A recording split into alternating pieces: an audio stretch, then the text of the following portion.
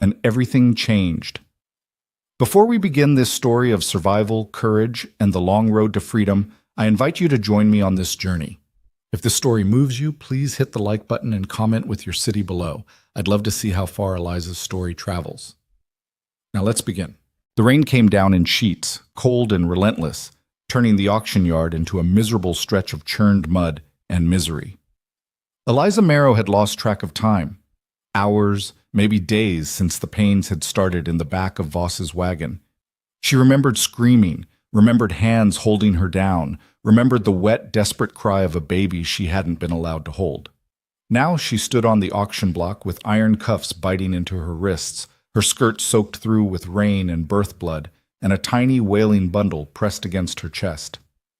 The baby, her baby, was wrapped in a filthy scrap of burlap, squirming and crying, and Eliza's arms shook with the effort of holding her upright.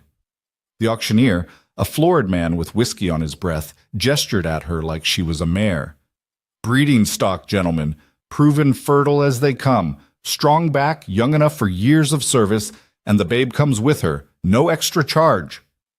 Laughter rippled through the crowd. Men in dark coats and broad hats leaned against the fence, their eyes cold and assessing.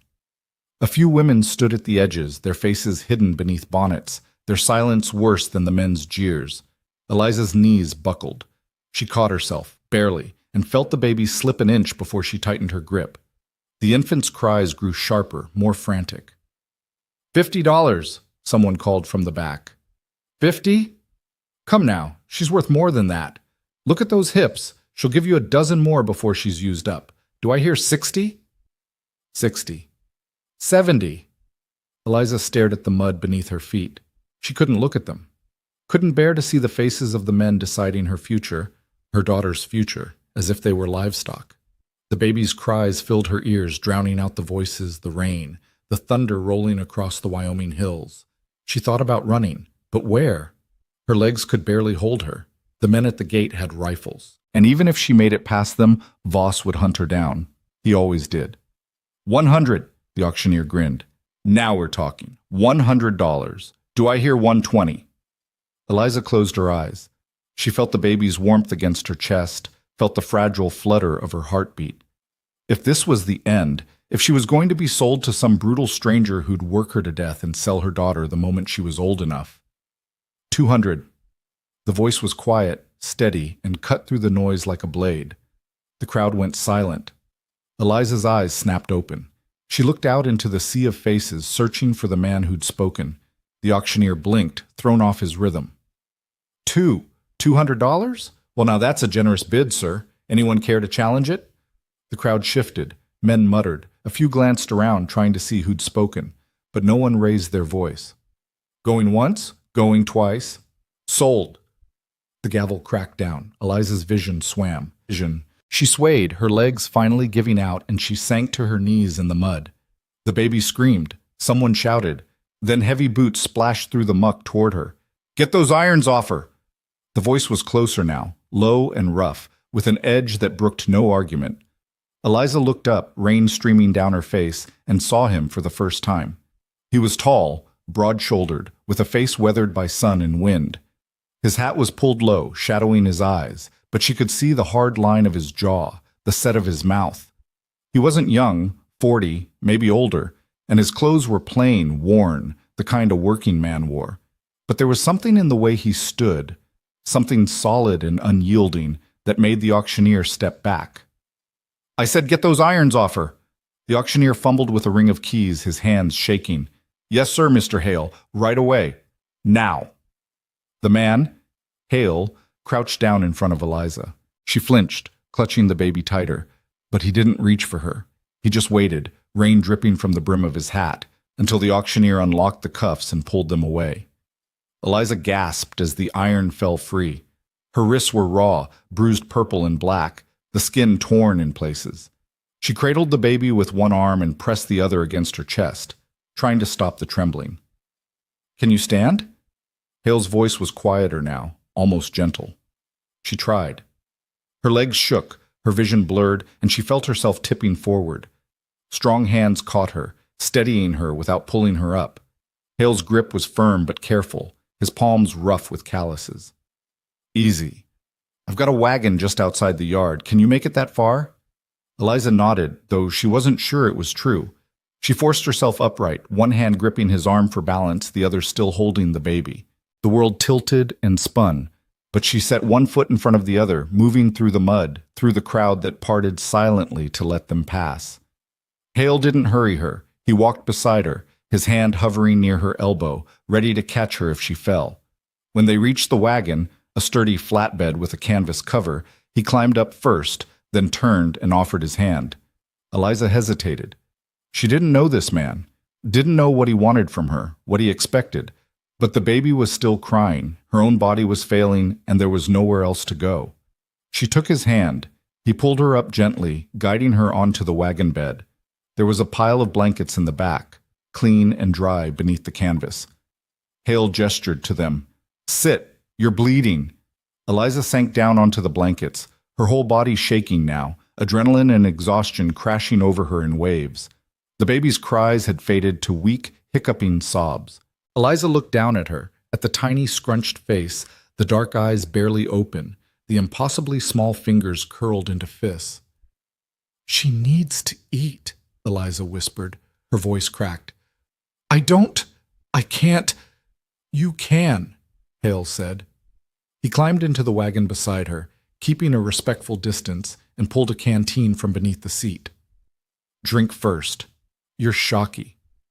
He held the canteen out to her. Eliza stared at it, then at him. His face was hard to read, serious maybe, but not cruel, not angry. She took the canteen with shaking hands and drank, the water cool and clean, washing away the taste of blood and dust. "Good," Hale said.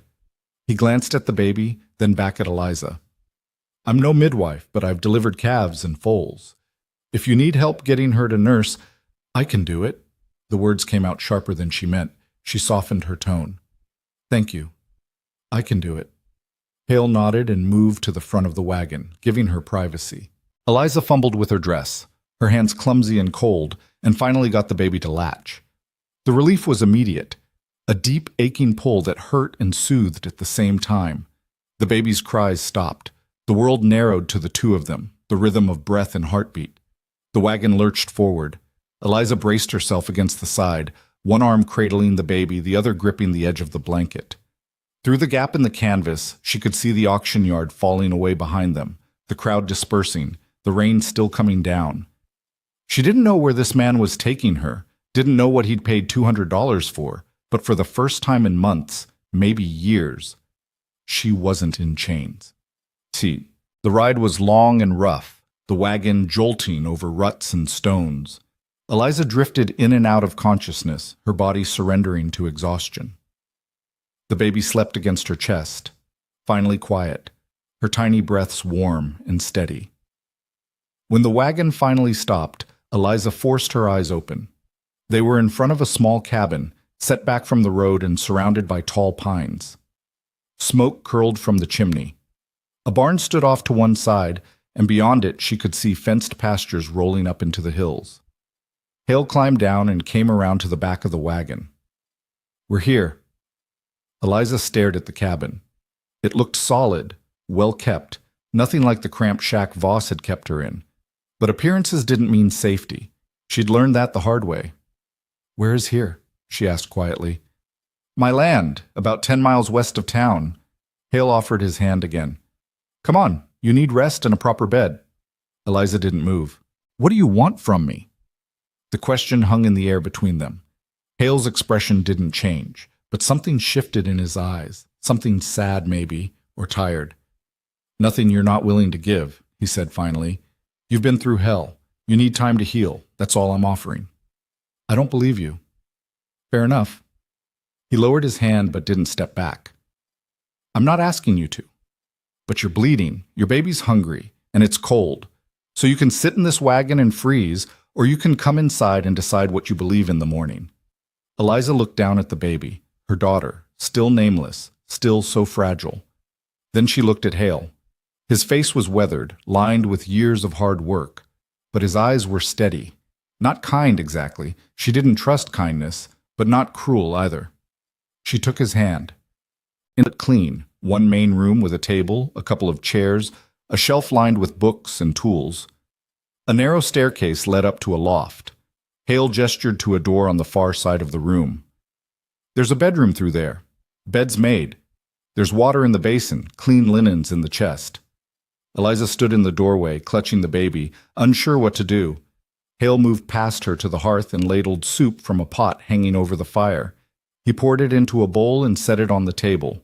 Eat first, then rest. She wanted to refuse, wanted to stay on her feet, stay alert, stay ready to run. But her body had other plans. Her legs wobbled, her vision blurred. She sank into the chair before she could stop herself. The soup was simple, broth, vegetables, a little bit of salt pork, but it was the best thing she'd tasted in months. She ate slowly, one hand holding the spoon, the other keeping the baby secure against her chest. Hale didn't watch her. He busied himself at the hearth, adding wood to the fire, checking the pot, his movements quiet and methodical. When she finished, he took the bowl without a word and nodded toward the bedroom. Go. I'll be out here if you need anything. Eliza stood, her legs steadier now, and crossed to the bedroom. She paused at the door, looking back at him. Why did you buy me? Hale didn't turn around. He stood by the fire, his back to her, his shoulders tense. Because no one should be sold. The words were quiet, almost lost in the crackle of the flames. But Eliza heard them. She stood there for a long moment, studying him, trying to understand. Then she stepped into the bedroom and closed the door. The bed was soft, the blankets heavy and warm. Eliza laid the baby down beside her and stripped off her wet, filthy clothes. Her body was a map of pain, bruises, cuts, the deep ache of childbirth. She washed herself as best she could with the water in the basin, then pulled on a clean nightshirt she found in the chest. It was too big, obviously Hale's, but it was warm and dry. She climbed into bed and pulled the baby close. The infant stirred, made a small sound, then settled again. Eliza stared at her in the dim light filtering through the curtains. She had Voss's dark hair, but her eyes, still unfocused, still new, were lighter, maybe hazel or green. Eliza didn't know who the father was. Voss had sold her to too many men for her to be sure, but it didn't matter. This baby was hers.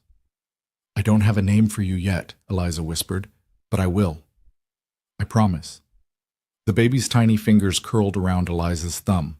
Eliza closed her eyes and let herself cry. Silent, shaking sobs that she muffled against the pillow. She cried for everything she'd lost, everything she'd endured, everything she didn't know how to carry. And then, finally, she slept.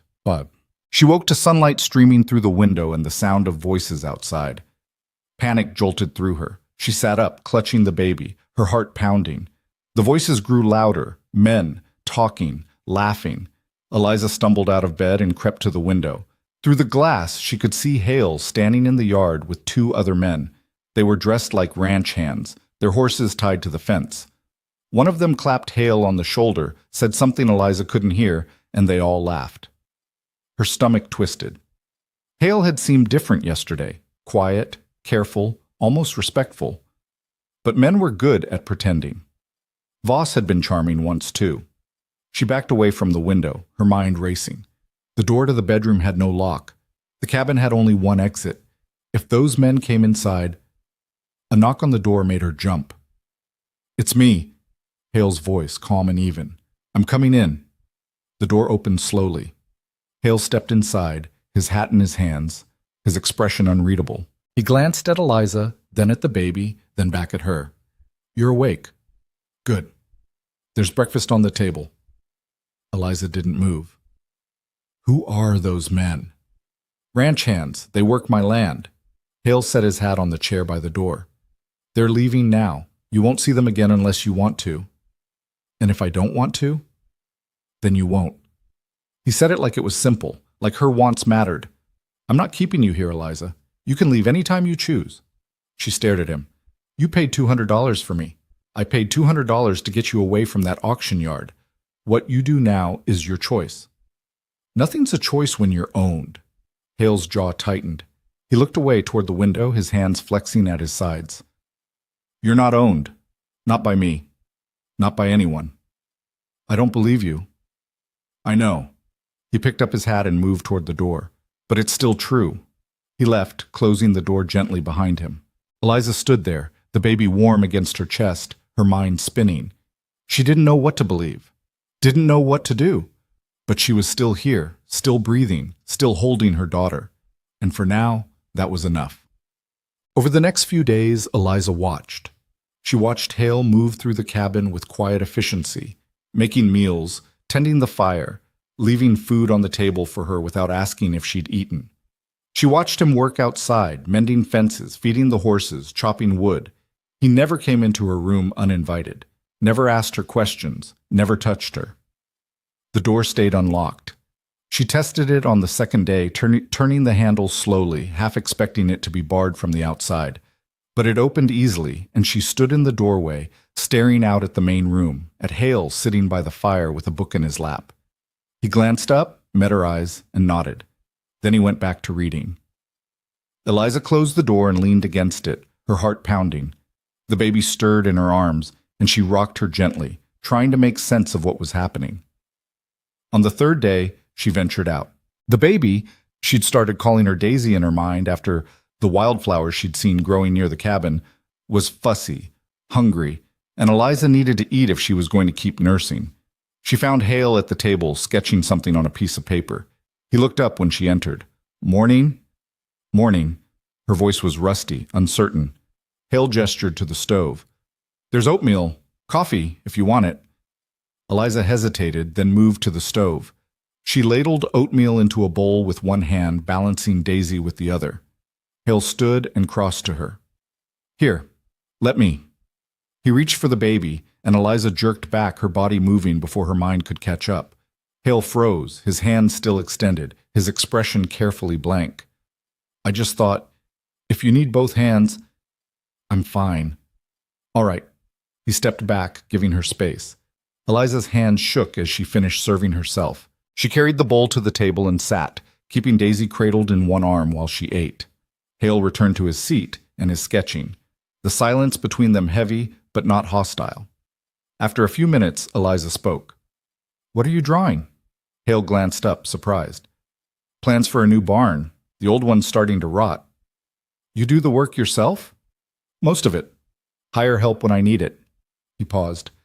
You ask a lot of questions for someone who doesn't trust me. I don't trust you. I know. He set his pencil down. But you're still here. Eliza didn't have an answer for that.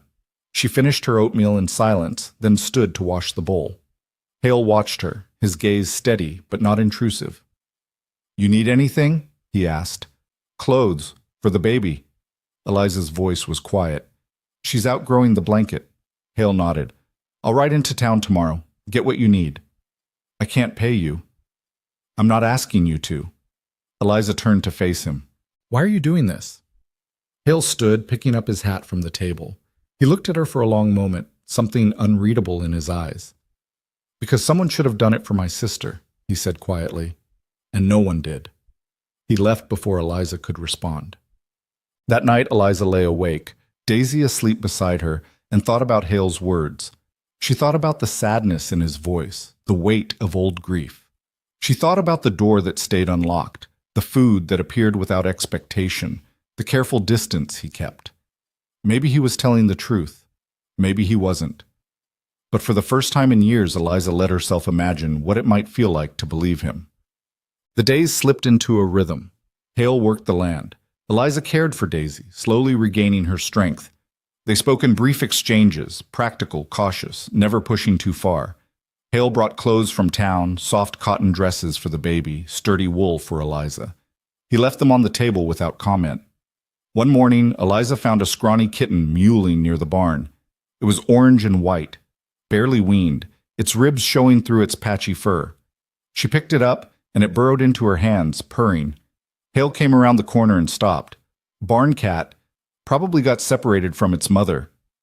Can I keep it? The question surprised her as much as it seemed to surprise him. Hale's expression softened, just a fraction.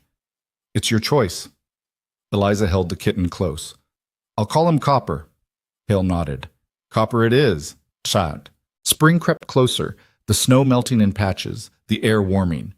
Eliza began to venture outside more often, Daisy bundled against her chest, Copper trotting at her heels. She explored the property, the pastures, the barn, the creek that ran along the southern edge. It was quiet here, peaceful, dangerous in its own way. Peace made you soft, made you forget. But Eliza couldn't forget.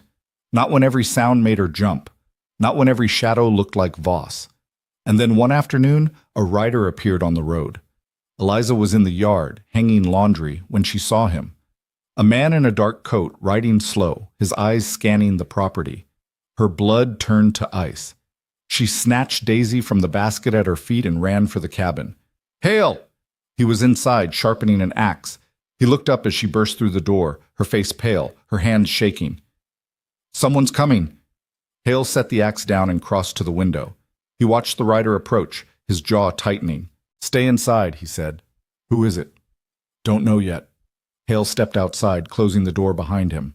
Eliza pressed herself against the wall. Daisy clutched to her chest, her heart hammering.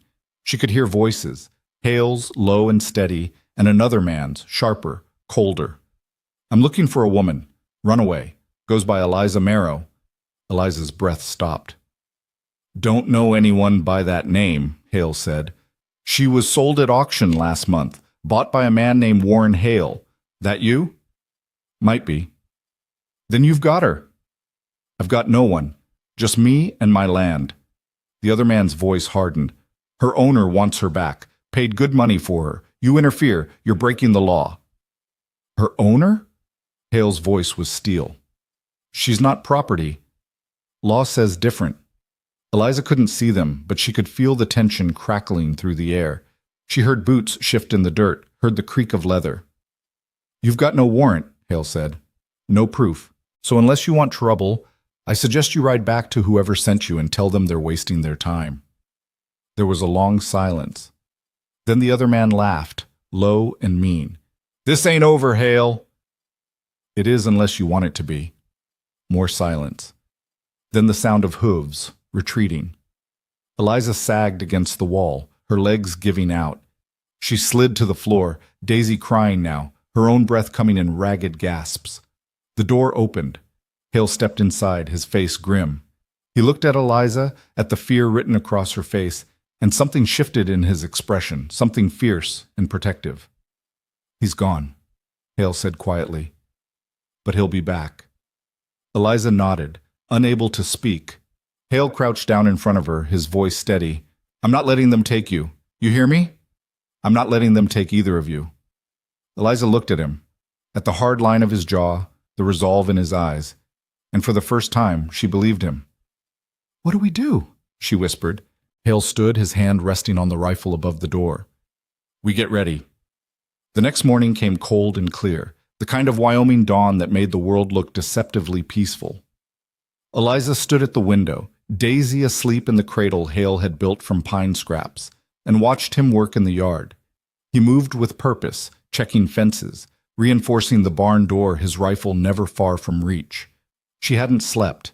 Every creak of the cabin, every whisper of wind through the pines had sounded like riders coming back. Her body ached with exhaustion, but her mind wouldn't quiet. Voss had found her.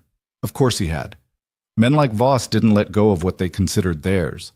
Copper wound between her ankles, purring, and she bent to scratch behind his ears. The simple gesture steadied her, pulled her back from the edge of panic. She needed to think, needed to plan. Running wasn't an option. Not with a newborn, not in this weather, not when she didn't know the country. But staying felt like waiting for a noose to tighten. The door opened, bringing a gust of cold air and Hale's solid presence. He stamped snow from his boots and hung his coat on the peg, his movements deliberate. When he finally looked at her, his expression was grave. "We need to talk." Eliza's stomach clenched, but she nodded. They sat at the table, the morning light slanting through the window between them. Hale poured coffee, pushed a cup toward her, then wrapped his hands around his own. "The man yesterday works for Calder Voss. You know that name?" "I know it." Her voice came out flat, hollow. "He owned me before the auction. He's claiming you ran, says you're stolen property. Hale's jaw worked. He's got a bill of sale dated 2 months back. Says you're bound to him for another 3 years. Eliza's hands shook. She set the cup down before she dropped it. I didn't run. He sold me, put me on that block himself. I believe you. But Voss is telling a different story, and he's got paper to back it up. Hale leaned forward, his voice dropping. The law here, it's not clean. Territorial judge might rule in his favor just to avoid trouble, or he might not. But either way, Voss isn't going to wait for a court date. So what do? We make it too expensive for him to try. Hale pulled a folded paper from his pocket and smoothed it on the table. It was a map, hand-drawn, showing the ranch and the surrounding land. This property's got good lines of sight. Anyone coming up the road will see them from half a mile out. The cabin's solid, thick walls, small windows. We can hold it if we have to. Eliza stared at the map, her mind struggling to catch up. You're talking about a fight. I'm talking about making sure there isn't one. Voss is a businessman. He'll send men to test us, see if we're serious. If we stand firm, if we make it clear it'll cost him more than you're worth, he might back down. And if he doesn't? Hale met her eyes, and she saw the truth there before he spoke it. Then we fight. The words hung between them, heavy with consequence. Eliza thought about Daisy, sleeping peacefully 20 feet away. Thought about blood on the snow, about men with guns, about everything that could go wrong. Why? The question came out barely a whisper. Why would you risk this for me? Hale was quiet for a long moment. He turned his cup in slow circles, his gaze distant. I had a sister, Emma. She was 16 when a man twice her age decided he wanted her. Our father owed him money, so he took her instead. Called it an indenture, but it was slavery dressed up in legal words. His voice roughened. I was working a cattle drive 300 miles away. By the time I got back, she was dead. He'd worked her to death in 18 months. Eliza's throat tightened. I'm sorry. I swore I'd never stand by again, never let it happen if I could stop it. He looked up at her, his eyes hard with old grief and new resolve. So that's why. Because you're here, and I can do something about it. Eliza wanted to say something, to offer comfort or gratitude, but the words wouldn't come. Instead, she reached across the table and laid her hand over his. His skin was rough, scarred from years of work, but warm. He went still, then slowly turned his hand over, his fingers closing gently around hers. They sat like that for a breath, two damaged people finding unexpected ground. Then Eliza pulled back. Hale cleared his throat and stood. I'm riding into town. Need to talk to the sheriff, see where he stands. You'll be safe here. Doors are solid, rifles loaded. Anyone comes, you bar the door and don't open it for anyone but me. What if they don't wait for you to come back? Then you shoot them. He said it simply, without bravado. You know how to use a rifle? No. Hale crossed to the wall and took down the Winchester. He checked the chamber, then handed it to her. The weight was unfamiliar, awkward in her hands. He moved behind her, adjusting her grip, showing her how to brace the stock against her shoulder. Sight down the barrel. Breathe out slow. Squeeze the trigger. Don't jerk it. His voice was close to her ear, calm and instructive. You probably won't hit what you're aiming at the first time, but the noise alone will make most men think twice. Eliza tried to focus on the mechanics, on the feel of the wood and metal, but all she could think about was the possibility of actually needing this, of men coming through that door, of having to choose between her life and theirs.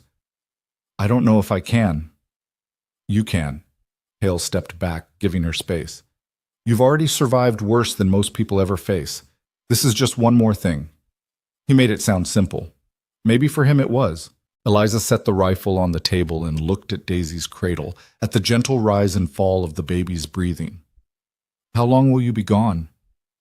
Few hours. I'll be back before dark. Hale pulled on his coat, settled his hat. At the door he paused. Eliza, you're stronger than you think.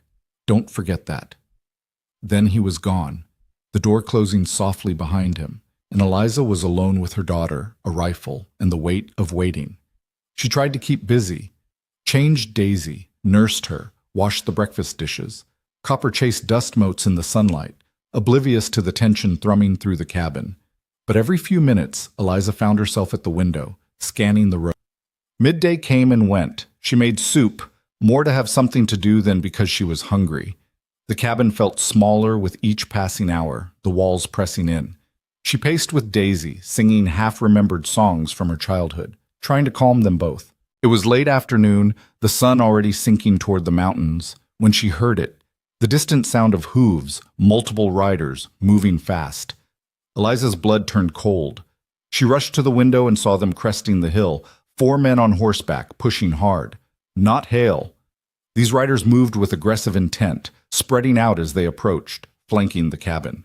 She grabbed the rifle with shaking hands and ran to the door, throwing the heavy wooden bar across it. Daisy started crying, sensing her mother's fear. Eliza's mind raced. The windows. Could they break through? The back door? She'd never checked if it was barred. She sprinted across the cabin, Daisy bouncing against her shoulder, and found the back entrance already secured. Thank God. She returned to the front window, peering through the gap in the curtains. The riders had stopped 30 yards out, dismounting. One of them, a lean man with a deputy's badge catching the light, stepped forward.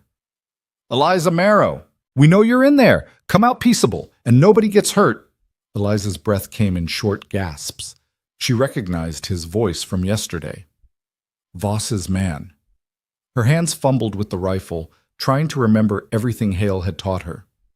We got legal right, the deputy called. You're contracted property, and we're taking you back. The words hit like a physical blow. Property. Even here, even after everything, that's all she was to them. Eliza felt something crack inside her, not breaking, but hardening. She moved to the door, keeping well back from it. I'm not going anywhere. Her voice surprised her with its strength. You got no right to me. We got a bill of sale says different. Now you can come quiet, or we can come in and get you. This is Warren Hale's property. You're trespassing.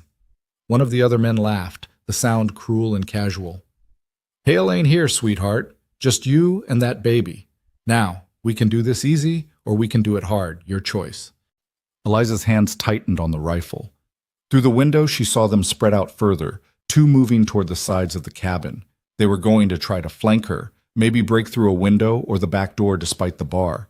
Daisy's cries grew louder, more frantic. Eliza's mind fractured between the need to comfort her child and the need to defend them both. She couldn't do both. Couldn't hold the baby and aim the rifle. Couldn't. A new sound cut through her panic. More horses, coming fast from the opposite direction. Eliza's heart leaped. Through the window, she saw Hale galloping up the road, another man beside him. They didn't slow as they approached, and the deputy's men scrambled for their horses. Hale reined in hard, his horse sliding in the dirt, and he was off before it fully stopped, rifle in hand. The man with him was older, heavy-set, with a sheriff's star on his coat. That's far enough, the sheriff's voice boomed across the yard. Nobody's taking anybody anywhere. The deputy stepped forward, his hand hovering near his gun. Sheriff Garrett, didn't expect to see you out this way. Clearly, Garrett dismounted, moving with surprising speed for his size.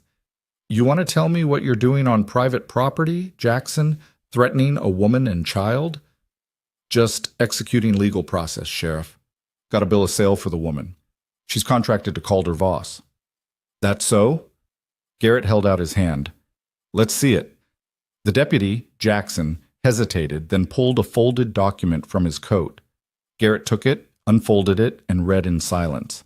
His expression darkened. This is dated before the auction. Yes, sir. Which makes the auction illegal. She was already owned. Except Voss himself put her on that block. Hale's voice was hard, controlled. I was there. Heard the auctioneer say she was Voss's property being sold to settle accounts. That's not what Mr. Voss says. Then Mr. Voss is a liar. Hale stepped forward, his rifle still in hand but pointed at the ground. He sold her to me, legal and proper. I got witnesses, and I got the auctioneer's records. Jackson's jaw tightened. Mr. Voss claims she ran before the auction. This bill of sale proves ownership. Convenient timing, don't you think? Garrett folded the paper and handed it back. Here's what's going to happen, Jackson. You're going to get back on your horses and ride out. Hale and I are going to go see Judge Morrison tomorrow, sort this out proper. If Voss has a legitimate claim, the judge will hear it. But there'll be no seizures, no violence, not on my watch. Sheriff, with respect, that wasn't a suggestion. Garrett's hand rested on his own sidearm now. You got a problem with how I'm handling this. You take it up with the territorial marshal, but right now, you're leaving. The tension stretched tight as a wire. Eliza watched from the window, her heart hammering, the rifle heavy in her hands. Jackson looked at his men, then at Hale, then at the sheriff. Whatever calculation he was making, it didn't come out in his favor. This ain't finished, he said finally. Maybe not, Garrett replied. But it's finished for today. Jackson mounted, his men following suit. They rode out slowly, their departure more threat than retreat. When they finally disappeared over the hill, Eliza's legs gave out. She sank to the floor, the rifle clattering beside her, and pulled Daisy close. The baby was red-faced, screaming, and Eliza buried her face in her daughter's hair and shook. The door rattled. Eliza, it's me! Open up! It took her 3 tries to lift the bar with trembling hands. The door swung open, and Hale was there, his face tight with concern. He took in her pale face, her shaking hands, and carefully took the rifle from where it lay. You all right?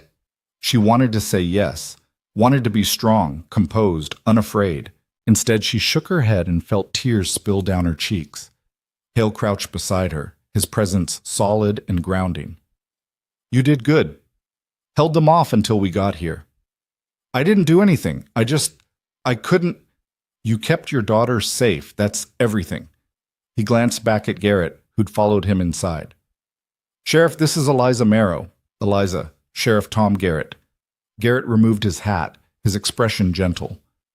Ma'am, I'm sorry you had to go through that scare. Eliza wiped her eyes, trying to pull herself together. Are they really gone? For now, Garrett pulled out a chair and sat heavily. But Hale was right to fetch me. This situation's messier than I'd like. You saw the bill of sales, Hale said. It's fake. Maybe, but it's got Voss's signature and it's notarized. Judge Morrison's going to have to sort out which transaction is legitimate, the indenture or the auction. Garrett looked at Eliza. Ma'am, I need to ask you some questions.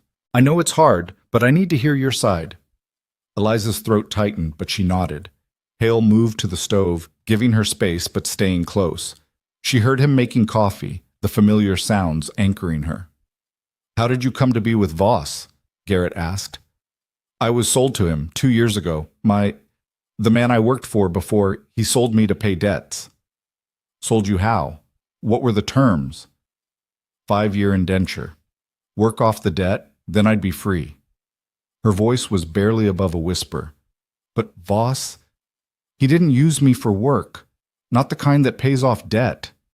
Garrett's expression hardened, but he kept his voice gentle. He used you another way. Yes. And the child? Eliza's arms tightened around Daisy. She's mine. I'm not questioning that, ma'am. But if Voss claims fatherhood, he can't. The words came out fierce, protective. I don't know who the father is. Voss sold me to other men, lots of them. But Daisy's mine and no one else's. The silence that followed was thick with fury.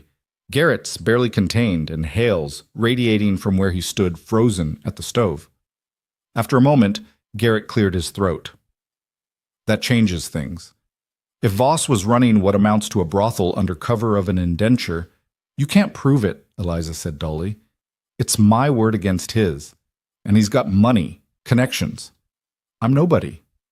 You're not nobody, Hale said quietly, setting coffee cups on the table. Not anymore. Garrett took a long drink, thinking. Here's the truth, ma'am. The law's not built for justice in cases like this. It's built to protect property, and sometimes it's hard to convince a judge that a person isn't property. But we've got a few things working for us. 1, Hale's got a legitimate bill of sale from a public auction. 2, I'm willing to testify that Voss's men tried to seize you without proper legal process. 3, he paused. 3, Judge Morrison's got a daughter. He doesn't like men who abuse women. Will that be enough? I don't know, but it's what we've got.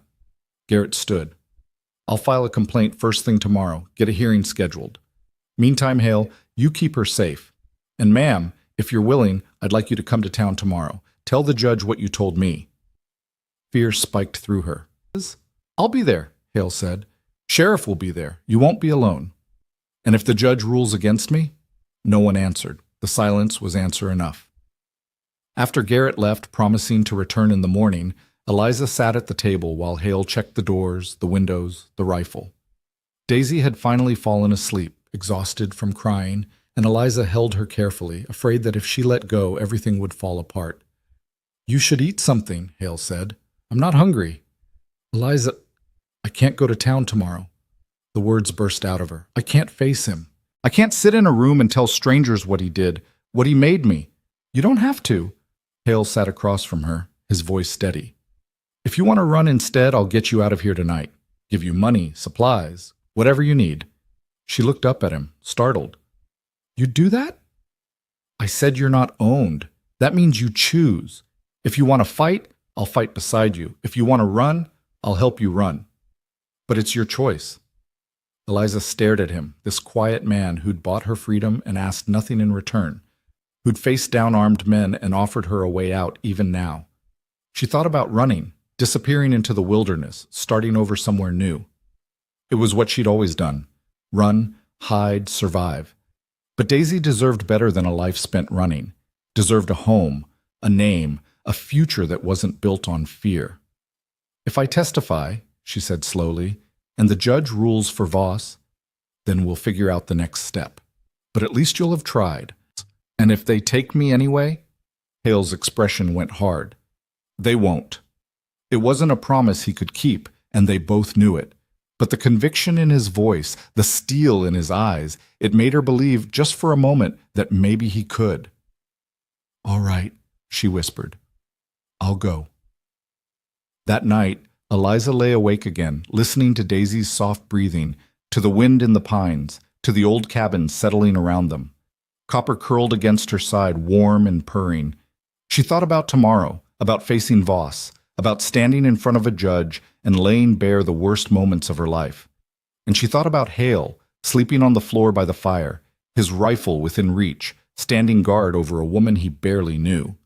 Maybe trust was too strong a word, but something was growing in the space between fear and hope. Something fragile and new, like the first green shoots pushing through late winter snow. She would go to town, she would testify, and whatever happened next, at least she would face it standing up. Morning came too soon, pale and cold, the sky the color of old iron.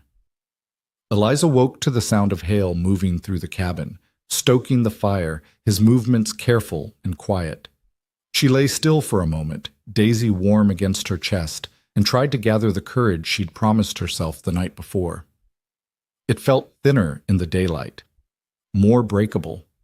She rose and dressed in the cleanest clothes she had, a dark wool dress Hale had brought from town, simple and sturdy. Her hands shook as she buttoned it, and she had to stop twice to steady herself. When she emerged from the bedroom, Hale was at the table with coffee and bread, his face drawn with sleeplessness. Sheriff's coming at 8, he said. We'll ride in together. Stay close to town center, near the courthouse. Eliza nodded and sat. Though her stomach rebelled at the thought of food, she forced herself to eat anyway, knowing she'd need the strength. Daisy fussed in her arms and she shifted the baby to nurse, grateful for the distraction. Hale watched her for a moment, then spoke quietly. You don't have to do this. I know. I mean it. We can leave right now, be 50 miles gone by nightfall. Eliza met his eyes. And then what? Spend the rest of my life looking over my shoulder, wondering when Voss will find us again? She shook her head. I'm tired of running. Running's kept you alive this long. Living's not the same as being alive. The words surprised her, but they felt true. She looked down at Daisy, at the tiny face that depended on her for everything. I want her to grow up free, really free. That means ending this. Hale's expression shifted, something like respect crossing his features. All right then, but you stay close to me in that courtroom. Anything feels wrong, we leave. What if the judge orders, I don't care what he orders, you're not going back to Voss? His voice was flat, absolute. That's not happening. The certainty in his words should have frightened her, the implication of what he'd do to prevent it. But instead it steadied her. Whatever happened today, she wouldn't face it alone. Garrett arrived as promised, his horse trailing a gentle mare. Figured the baby'd ride easier on Bess here, he said, nodding to the second horse. She's steady, won't spook. The ride into town took an hour, the three of them moving through country that grew more settled as they approached. Eliza saw other homesteads, smoke rising from chimneys, children playing in yards. Normal life, the kind she'd stopped believing existed. Daisy slept against her chest, wrapped in blankets, oblivious to the tension coiling tighter with each mile. The town itself was larger than she'd expected, two main streets lined with storefronts, a church, a school, the courthouse rising at the far end in stolid brick. People moved along the boardwalks, going about their business, and Eliza felt their eyes tracking her as they passed. News traveled fast in small towns. They'd know why she was here. Garrett led them around back to the courthouse, dismounting near a side entrance. Hearing's set for 10. Judge Morrison's already inside. Saw his buggy. He helped Eliza down, his grip steady. How you holding up, ma'am? I'm here. It was all she could manage. They entered through a narrow hallway, their footsteps echoing on wood floors. The building smelled of old paper and tobacco, years of legal proceedings soaked into the walls. Garrett showed them to a small room with a bench and a window overlooking the street. Wait here. I'll let you know when the judge is ready. After he left, Eliza sat with Daisy, trying to breathe evenly. Hale stood at the window, one hand resting on the sill, the other near the gun at his hip. The silence stretched between them, heavy with everything unsaid. Hale! Her voice came out smaller than she intended. He turned. Yeah? Why did you really buy me that day? The truth. He was quiet for a long moment, his face unreadable. Then he crossed to the bench and sat beside her, leaving careful space between them. I told you about my sister, that's true. But there's more. He stared at his hands, scarred and calloused. After Emma died, I hunted down the man who killed her. Took me 2 years to find him. When I did, he stopped, his jaw working. I didn't kill him. Wanted to, but I didn't. Turned him over to the law instead, thinking that was the right thing, the honorable thing. What happened? Judge threw the case out, said there wasn't enough evidence, that Emma had signed the indenture willingly. Man walked free. Hale's voice went rough. 3 months later, he did it to another girl. She was 14. Eliza's breath caught. That's not your fault. Isn't it? I had the chance to stop him, and I didn't. Chose law over justice, and a child died for it. He finally looked at her. So when I saw you on that block, bleeding and terrified, I knew I wouldn't make that mistake again. Law be damned. The confession hung in the air between them, raw and honest. Eliza shifted Daisy in her arms, then did something that surprised them both. She reached out and took Hale's hand. His fingers closed around hers, warm and solid. You're a good man, Warren Hale. I'm a man who's trying, that's all. Before she could respond, the door opened. Garrett stood there, his expression grim. Judge is ready, but Eliza, Voss is here. The words hit like a fist. Eliza's hand tightened on Hale's, her pulse spiking. Where? In the courtroom. He's got a right to be present for the hearing. Garrett's tone was apologetic. I'll be right there with you. You don't have to look at him if you don't want to. I can wait outside, Hale said. Hold the baby. No. Eliza stood, forcing steel into her spine. I need you there. Both of you. The courtroom was smaller than she'd imagined, just a raised bench for the judge, a few rows of seats, windows letting in pale winter light. And there, in the front row, sat Calder Voss. He was a big man, thick through the shoulders, with iron-gray hair and cold blue eyes. He wore a fine suit, looked every inch the respectable businessman. When Eliza entered, those eyes found her and held, and she felt the familiar weight of his possession trying to settle over her like a shroud. She kept walking, kept her chin up, kept Daisy close. Judge Morrison was an older man, lean and weathered, with sharp eyes behind wire-rimmed spectacles.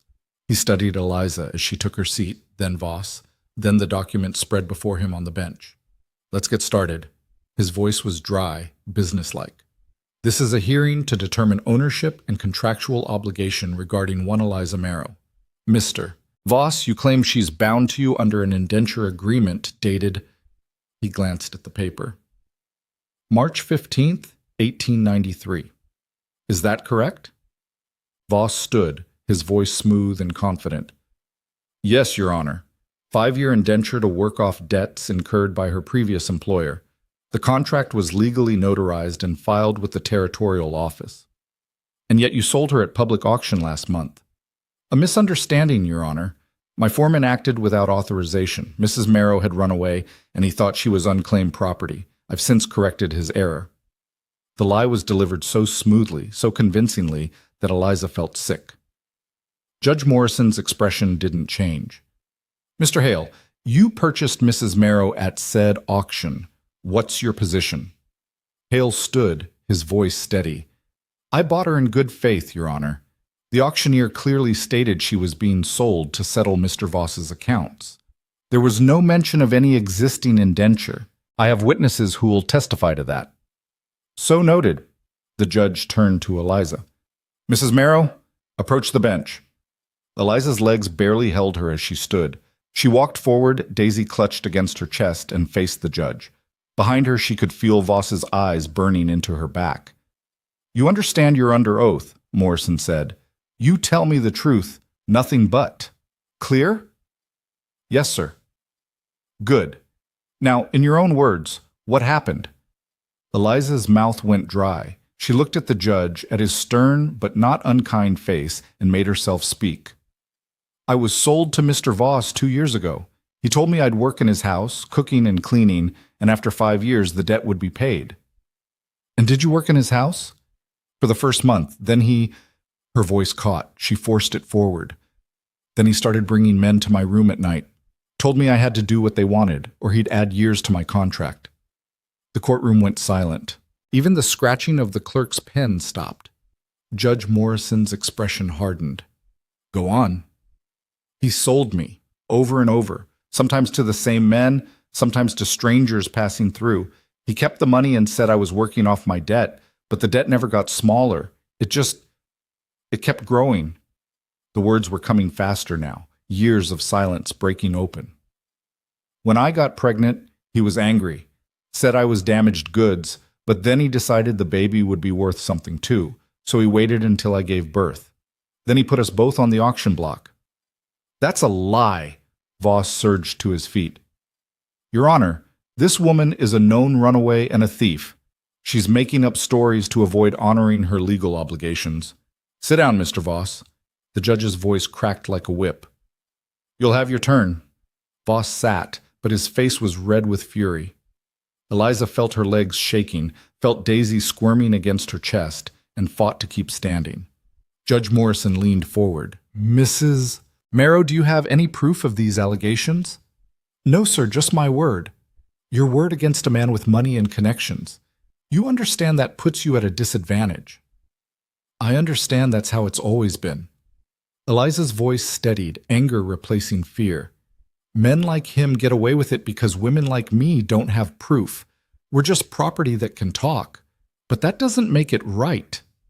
Something shifted in the judge's expression. He sat back, steepling his fingers, and was silent for a long moment. Then he spoke, his voice quiet, but carrying weight. Mr. Voss, I've known you for 15 years. You're a prominent businessman in this territory. You sit on the town council. You donate to the church. He paused. You're also known to have a stable of young women working in that big house of yours, and none of them ever seem to stay more than a year or two. I've always wondered about that. Voss's face went pale, then red again. Your Honor, those are just servants. Sheriff Garrett, you have something to add? Garrett stood, pulling a small notebook from his pocket. Yes, sir. I've been doing some asking around, found 3 women in the past 5 years who left Voss's employment. 2 of them told similar stories to what Mrs. Marrow just said. They were too scared to file formal complaints, but they were willing to talk to me off the record. This is outrageous, Voss slammed his hand on the bench in front of him. Hearsay and slander. It's a pattern, Mr. Voss, and patterns tell me where to look. Morrison shuffled through his papers. Now, this indenture contract you're presenting, it's notarized, yes, but the notary's signature looks peculiar to me. Sheriff, I want you to verify it with the territorial office, see if it matches their records. Already did, Your Honor. Garrett's voice held grim satisfaction. The notary named on this document died 6 months before this contract was supposedly signed. The silence that followed was absolute. Eliza saw Voss's face go from red to white, saw his hands clench on the armrest. The judge's expression was carved from stone. "Mr. Voss, you've presented this court with a fraudulent document. That's a criminal offense." "Your Honor, there must be some mistake. The only mistake was yours, thinking I wouldn't check." Morrison's voice was ice. "Here's my ruling. The indenture contract is void. Mrs. Marrow is a free woman. Furthermore, I'm ordering the sheriff to investigate your business practices. And if he finds evidence of what I think he's going to find, you'll be facing charges that make document fraud look like a church social." He banged his gavel. "This hearing is adjourned." Eliza stood frozen, unable to process what had just happened. Free. He'd said she was free. The word didn't feel real, didn't fit in her mouth or her mind. Voss erupted from his seat, his face contorted with rage. "You can't do this. I have rights. I paid for her fair and square. You just admitted she's property, Mr. Voss." The judge's smile was thin and dangerous. "Keep talking. Give me more rope." Garrett moved quickly, positioning himself between Voss and Eliza. Hale was suddenly at her side, his hand on her back, steady and grounding. "We're leaving," Hale said quietly. "Now." They moved toward the door, but Voss's voice followed them, shaking with fury. "This isn't over, Hale.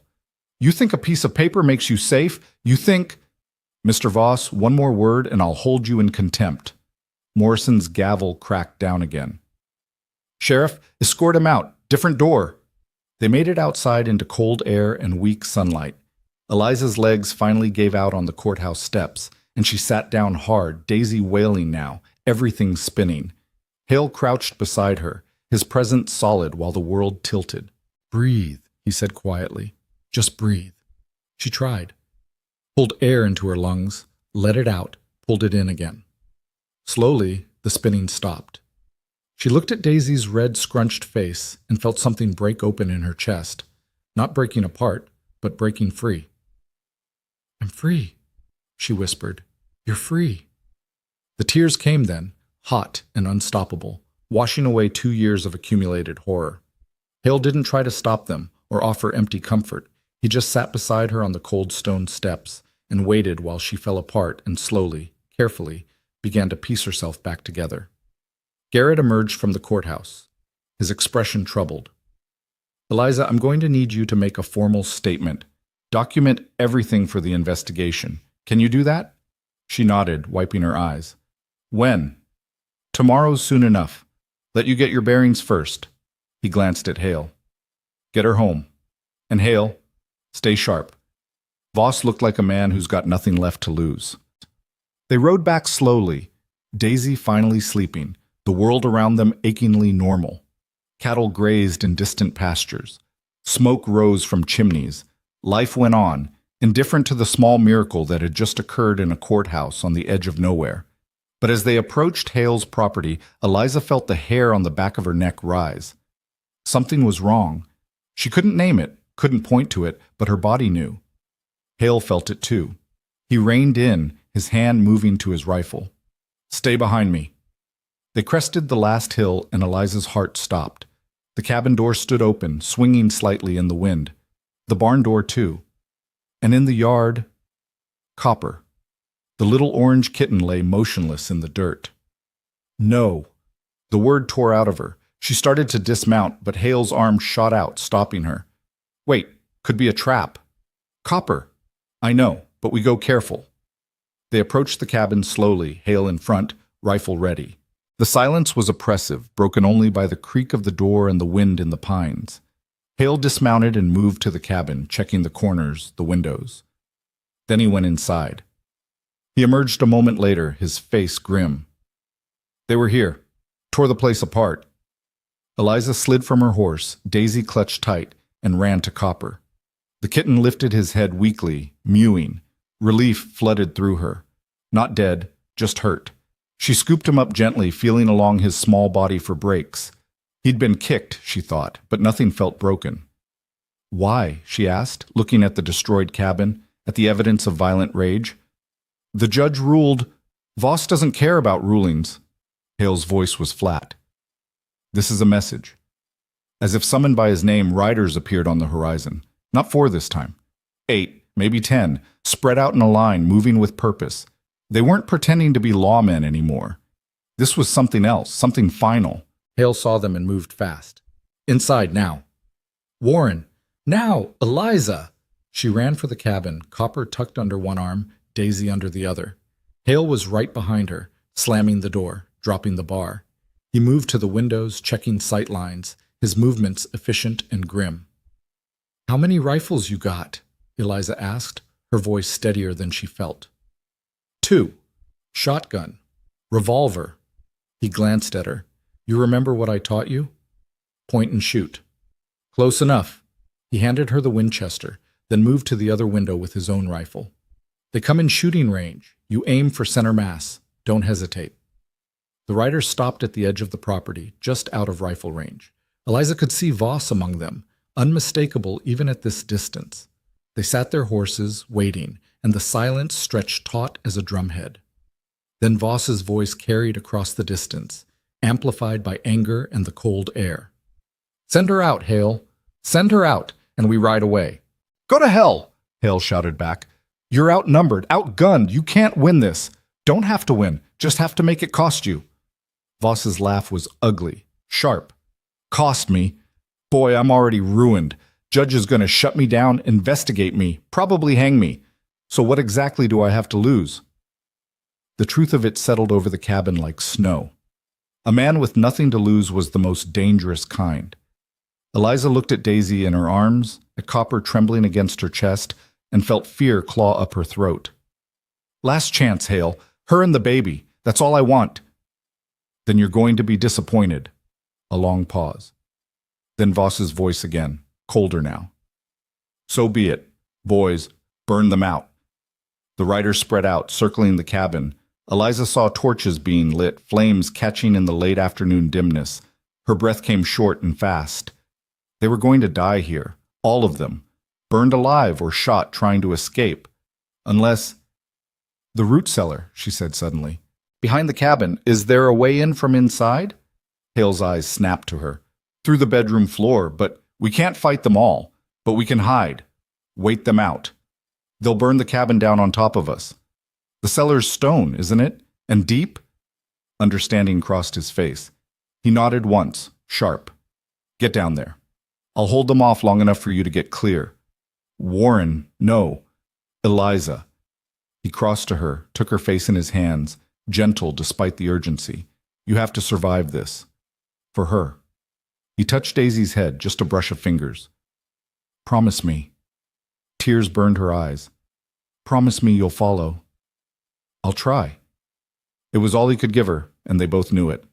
The first torch arced through the air, landing on the roof with a shower of sparks. Eliza ran. The bedroom was chaos, furniture overturned from the earlier ransacking, clothes scattered across the floor. Eliza stumbled through it, Daisy screaming against her chest, Copper clawing at her arm in panic. Behind her she heard the crack of Hale's rifle, the answering thunder of return fire, wood splintering as bullets tore through the cabin walls. She found the trapdoor under the overturned bed frame and shoved it aside with strength born of desperation. The door was heavy oak with an iron ring set into the wood. She wrenched it open and stared down into darkness, a ladder descending into the earth. Smoke was already curling under the bedroom door, acrid and thick. Another torch hit the roof. She heard it land, heard the hungry crackle of flames finding purchase in the dry wood shingles. There was no more time. Eliza clutched Daisy with one arm, Copper tucked inside her dress, and started down the ladder. The rungs were slick with age and moisture, and her boots slipped twice before she found her footing. The descent felt endless, each step taking her deeper into cold darkness, away from the battle raging above. When her feet finally hit packed earth, she could barely see. Thin light filtered down from the open trapdoor, showing her a small space carved from stone and dirt, maybe 10 feet square. The walls shored up with timber, the ceiling low and oppressive. Shelves lined one wall, stocked with preserves and root vegetables. A water barrel sat in the corner. It smelled of earth and potatoes and old fear. Above her the gunfire intensified. She heard men shouting, heard Hale's voice cutting through the chaos, heard the ominous roar of fire spreading. Daisy's cries echoed off the stone walls, and Eliza pressed her hand gently over the baby's mouth, trying to muffle the sound. If Voss's men heard her down here... The trapdoor slammed shut, plunging them into absolute darkness. Eliza's heart stopped. Had Hale closed it to protect her? Or had it fallen on its own, sealing her tomb? She stood frozen in the blackness, Daisy squirming against her, every instinct screaming at her to climb back up, to open it, to know. Then she heard the bar drop into place from above, the heavy thud of wood settling into iron brackets. Someone had locked it from the outside. Warren. It had to be Warren. He'd locked her in to keep Voss's men from following, to give her a chance even as he... The thought broke off as gunfire erupted directly overhead, so close she could hear the spent shells hitting the bedroom floor. Someone shouted. Something heavy crashed down. Then silence, terrible and complete, broken only by the roar of flames. Eliza sank to the floor, her back against the cold stone wall, and held her children, because that's what they were now, both of them, Daisy and the small trembling kitten, and waited. The darkness was so absolute she couldn't see her own hands. The only sounds were Daisy's muffled whimpers, Copper's frightened mewing, and her own ragged breathing. Time became meaningless. Minutes or hours, she couldn't tell. The temperature in the cellar rose as fire consumed the cabin above. She felt heat radiating through the floor, heard timbers cracking and collapsing, the whole structure coming down in stages. Smoke seeped through the cracks around the trapdoor, and she moved to the farthest corner, pressing her face against a gap in the stone where fresh air whispered in from somewhere outside. Daisy cried and cried, then finally exhausted herself into fitful sleep. Copper had stopped moving, just a small warm weight against Eliza's ribs. She prayed he was sleeping and not... No. She couldn't think about that.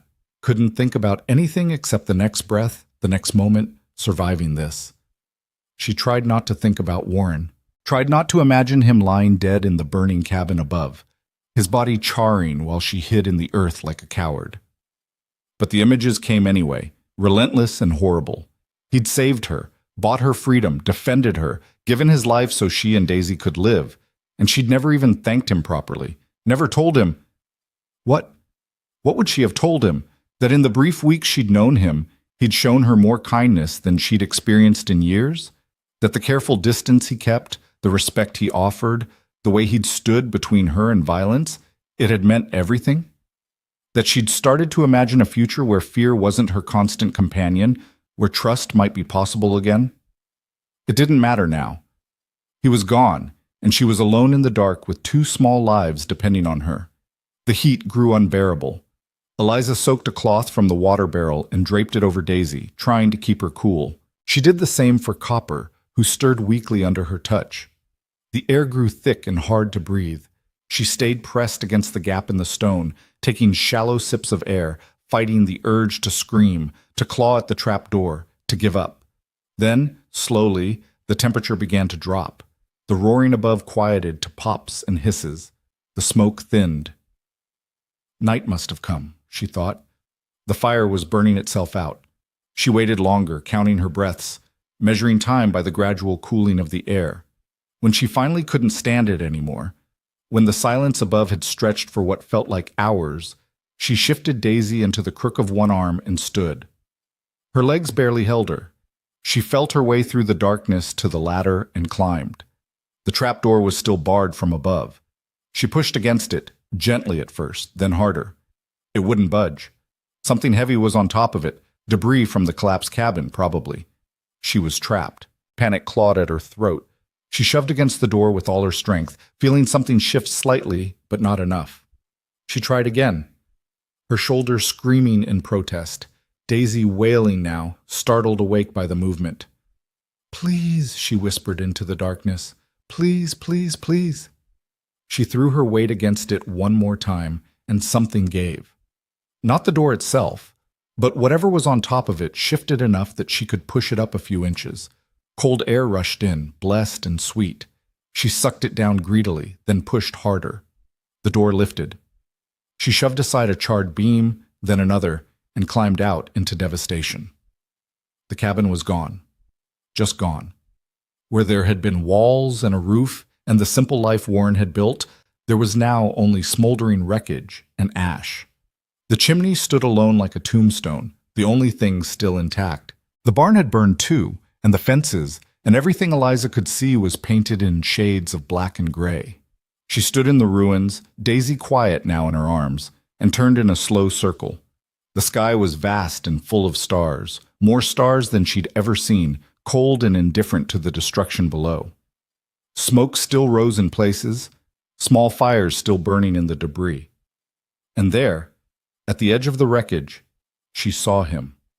Warren lay on his back near what had been the front door, one arm flung out, his rifle a few feet away. He wasn't moving. Eliza's heart seized in her chest, and she stumbled toward him across the ash and broken wood, her mind refusing to accept what her eyes were seeing. She fell to her knees beside him, Daisy clutched tight, and pressed her free hand to his chest. For a terrible moment there was nothing, just stillness and the horrible certainty of loss. Then, a heartbeat. Faint, unsteady, but there. "Warren!" She shook him, gentle at first, then harder. "Warren, wake up!" He didn't respond. She ran her hands over him, checking for wounds, and found blood, too much blood, soaking through his shirt on the left side. A bullet wound, she thought, or maybe shrapnel from the fire. His face was streaked with soot and ash, one side burned, his breathing shallow and labored. He was dying. Unless she did something, he was going to die right here in the ruins of his home, and she would be alone again. No. The word rose up from somewhere deep and fierce inside her. No, she'd lost too much already. She wasn't losing this too. Eliza looked around wildly. The barn was gone, the cabin was gone, but the well was still there, standing intact near where the kitchen had been. She laid Daisy down carefully in a clear spot, checking quickly to make sure Copper was still breathing. He was, barely, and ran to the well. She hauled up a bucket of cold water, carried it back, and started cleaning Warren's wounds. The bullet had gone through his side, missing vital organs but tearing muscle and causing terrible bleeding. She tore strips from her dress and bound the wound as tightly as she dared, her hands shaking but steady enough. He groaned when she tightened the bandage, his eyes flickering open. They were unfocused, glazed with pain and shock. "Eliza?" His voice was barely a whisper. "I'm here. Don't talk. Save your strength." "Voss, yeah, gone. They're all gone." She hoped it was true. "You held them off, gave us time." He tried to smile, but it came out as a grimace. "Good." His eyes started to close again. "No!" She cupped his face in her hands, forcing him to look at her. "Don't you dare leave me, Warren Hale. Don't you dare! I didn't survive this just to watch you die." Something flickered in his eyes. Surprise, maybe, or hope. "Bossy," he mumbled, "you have no idea." She grabbed the water bucket and poured some over his face, shocking him more awake. "We need to get you somewhere safe. Can you ride?" Don't think so." She looked around at the destruction, at the miles of empty country in every direction, and felt despair threatening to swallow her. Then Daisy made a small sound, and Eliza's resolve hardened. She'd carried a baby through childbirth with iron cuffs on her wrists. She'd faced down Voss in a courtroom. She'd survived in a root cellar while the world burned above her. She could do this too. Then we'll figure something else out. She retrieved Daisy and Copper, tucked them close, and settled beside Warren. "We'll wait for dawn. Someone will come. Sheriff Garrett will come." "Might not. He will.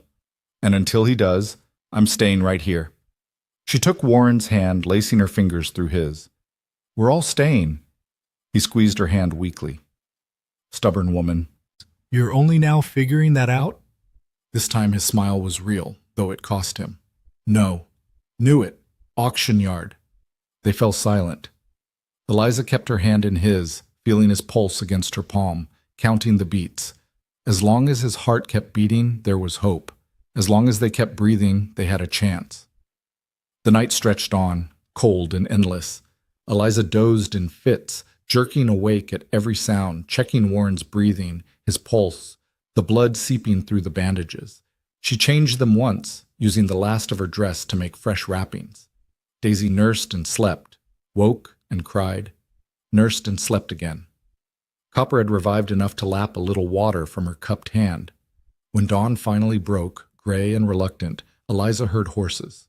She tensed, reaching for Warren's rifle, but the riders that appeared over the hill weren't Voss's men. It was Sheriff Garrett, and he had a dozen men with him, all armed, all grim-faced.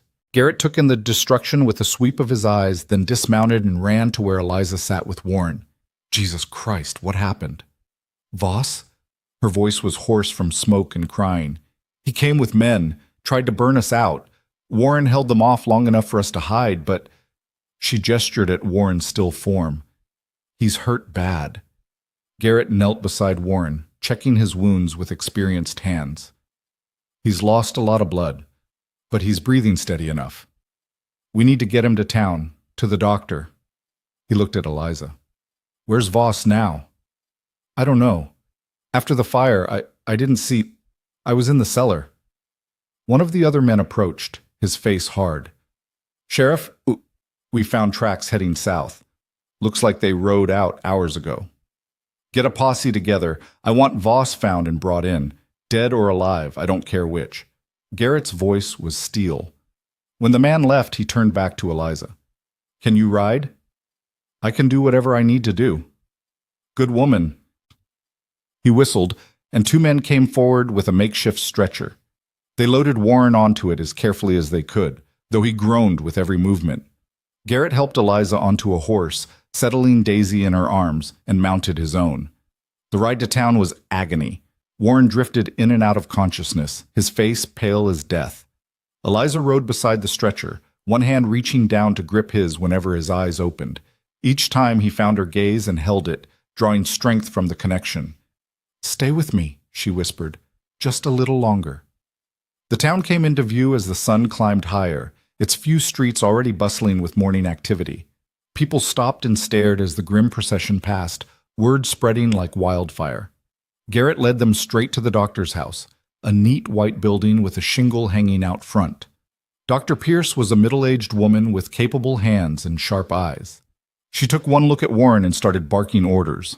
Get him inside, clear the table. I need hot water and clean linens, now. They carried Warren into the examination room. Dr. Pierce cut away his bloody shirt, revealing the full extent of his injuries. Besides the gunshot wound, he had burns on his arms and face, broken ribs, and a gash across his forehead that would need stitches. Out, the doctor said to everyone but her assistant. I need room to work. Garrett guided Eliza to the waiting room, a small space with hard wooden chairs and windows overlooking the street. She sank into a chair, Daisy finally sleeping against her shoulder, Copper curled in her lap. The adrenaline that had kept her moving was draining away, leaving her hollow and shaking. He's going to make it, Garrett said quietly. Warren's tough as they come. He'd better, Eliza's voice broke. I can't. I know. Garrett sat beside her. I need to ask you some questions, while it's fresh. Can you manage that? She nodded, though the thought of reliving it made her want to scream, but she walked him through it. The torches, the gunfire, the cellar, the terrible hours in the dark. Garrett listened, his expression growing darker with each detail. Voss is finished, he said when she was done. Even if we don't catch him, word of this will spread. No judge in the territory will protect him now. You're safe. Safe. The words still didn't feel real. What about Warren's ranch? Everything he had can be rebuilt. Ranch hands are already out there, making sure the stock didn't scatter.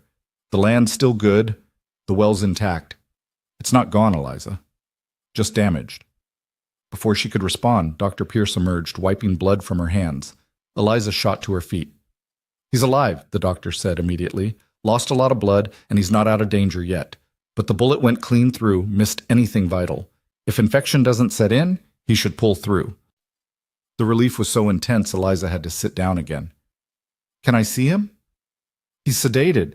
Probably will be for a while, but yes, you can sit with him. Warren lay on a narrow bed in the back room, his chest wrapped in clean bandages, his breathing slow but steady. His face was pale against the white pillow, the burns on his cheek angry and red. Eliza pulled a chair close and sat, taking his hand again. You did it, she whispered. We made it, both of us. His fingers twitched in hers, and she chose to believe he'd heard her. Strange blur. People came and went. Garrett with updates on the search for Voss, townspeople bringing food and blankets, the doctor checking Warren's vitals. Eliza stayed in her chair, Daisy in her arms, refusing to leave. Night fell again, the second night since the attack, and still she sat. It was near midnight when Warren's eyes finally opened, clear and focused. He looked around, confused, then found Eliza. "Hey," he croaked. "Hey yourself." She squeezed his hand. "How do you feel?" "Like I got shot and set on fire." "That's because you did." She felt tears threatening and fought them back. "You scared me half to death, Warren Hale." "Sorry." He tried to sit up and failed, grimacing. "Voss?" "Gone. Sheriff's hunting him, but he ran." She helped him take a sip of water. "It's over, Warren. Really over." He studied her face in the lamplight, something shifting in his expression. "The cabin is gone. I'm sorry. I know it was your home. It was wood and nails. You're what matters, you and Daisy." His voice was rough with exhaustion and emotion. "Are you hurt?" "No, copper either. We all made it because of you." He closed his eyes, his jaw working. When he opened them again, they were bright with unshed tears. "I thought, when I locked that door, I thought I'd never see you again." "I thought the same." Eliza set Daisy down in the basket the doctor had provided and leaned closer. "But we're both still here, still breathing, and we're going to stay that way." Warren's hand came up, shaking, to touch her face. His thumb brushed across her cheekbone, gentle despite the tremor. "Eliza, rest now. We'll talk when you're stronger." "No." His grip on her tightened. Need to say it now, in case you're going to be fine. "Listen." He pulled her closer, his voice barely a whisper. "I know you don't owe me anything. I know you've been hurt, used, and you got every reason not to trust any man. But I need you to know, these past weeks, having you there, watching you get stronger, watching you with Daisy." He stopped, gathering words. "You made that cabin a home, and I don't want to rebuild it unless you're there too." Eliza's breath caught. "Warren, I'm not asking for anything you're not ready to give, but I'm asking you to stay. However long you want, whatever terms you set. Just stay." She looked at him, at this man who'd bought her freedom and asked for nothing, who'd stood against violence to protect her, who'd nearly died so she could live. And she thought about the weeks in his cabin, the unlocked doors, the careful respect, the slow dawning of something she'd been too afraid to name. "I'll stay," she said quietly. "Not because I owe you. Not because I have nowhere else to go.